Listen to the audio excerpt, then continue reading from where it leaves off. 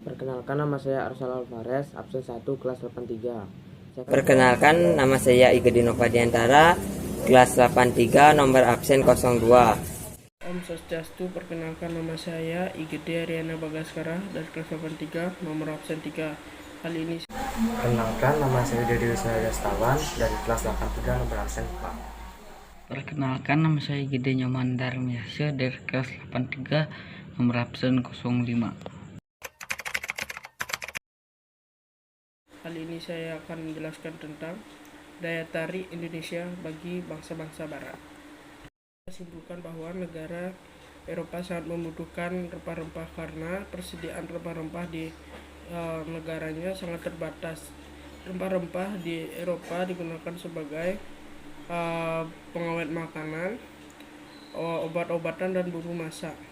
Negara tropis seperti Indonesia ini sangat kaya dengan rempah-rempah makannya. Maka dari itu, negara Eropa berusaha merebutnya. Sekian. Yang B adalah motivasi 3G. 3G adalah motivasi dari bangsa-bangsa Barat yang menjelajah dari samudra satu ke samudra lainnya. Gold yaitu emas yang identik dengan sebuah kekayaan. Yang kedua ada glory adalah kejayaan bangsa.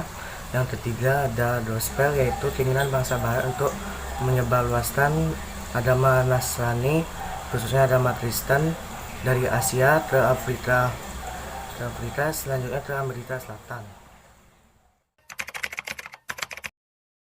Memperjelaskan tentang revolusi industri terjadi pada periode antara tahun 1750 sampai 1850, di mana terjadinya perubahan secara besar-besaran di bidang pertanian, manufaktur, pertambangan, transportasi, dan teknologi, serta memiliki dampak yang mendalam terhadap kondisi sosial, ekonomi, dan budaya di dunia.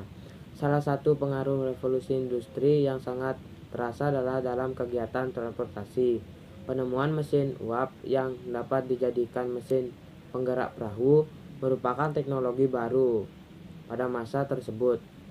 Perahu dengan mesin uap merupakan penemuan yang sangat penting yang mendorong penjelajah bangsa-bangsa Barat. Penggunaan mesin uap dapat memperpendek waktu perjalanan. Selain penemuan mesin uap, revolusi industri didukung berbagai penemuan lain seperti kompas, mesin pemintal, dan sebagainya. Penemuan tersebut untuk melakukan berbagai petualang.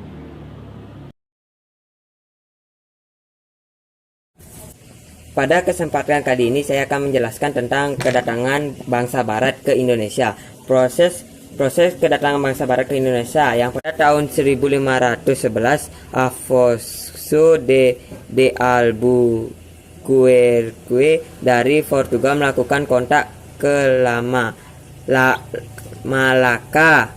Tahun 1512 Antonio de Abreu dari Portugal.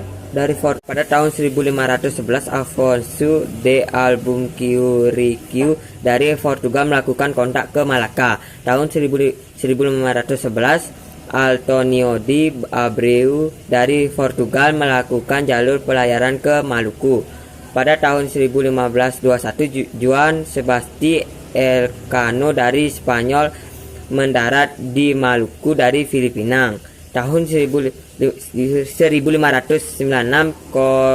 Cornelis dan Houteman dari Belanda berhasil mencapai Indonesia. Tahun 1602 si James Chancellor dari Inggris berhasil mendapai Indonesia.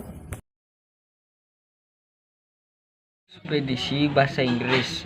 Persekutuan Dagang milik Inggris diberi nama EIC India.com. Di dalamnya bergabung para pengusaha Inggris, walaupun Inggris tiba di Kepulauan Nusantara, pengaruhnya tidak terlalu banyak seperti di Belanda.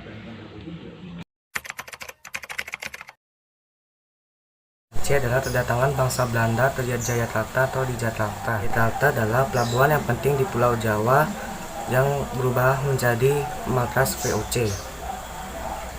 Proses kedatangan bangsa Belanda ke Indonesia itu ada seorang pelaut yang bernama Cornelis den Houtman yang sebagai pemimpin dari ekspedisi bangsa Belanda ke Indonesia. Menuju ke ujung selatan Afrika, ia melewati Samudra Hindia dan pada tahun 1596 ia telah sampai di Pelabuhan Banten. Gubernur Jenderal pertama VOC yaitu Pieter Both. Dulu Pieter Both mendirikan pusat perdagangan VOC di Maluku. Nah, ia berniat untuk mendirikannya di Pulau Jawa karena di Pulau Jawa adalah tempat strategis untuk lalu lintas perdagangan. Setelah itu, Pangeran Jayawitarta telah mengizinkan VOC untuk mendirikannya di wilayah Banten.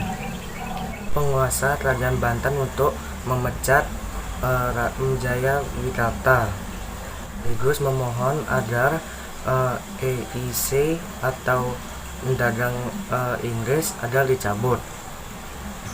Pada tanggal 31 Mei 1919 dikabulkanlah oleh Raja Banten agar untuk dicabut EIC-nya. Momentum inilah VOC dapat membuka mata rantai pada Belanda pada masa berikutnya. Dan video dari kelompok saya, kelompok 1 tentang pembahasan materi IPS. Nah, mohon maaf apabila ada kesalahan kata pada kelompok kami dan saya ucapkan terima kasih. Om Santi Santi Santi Om.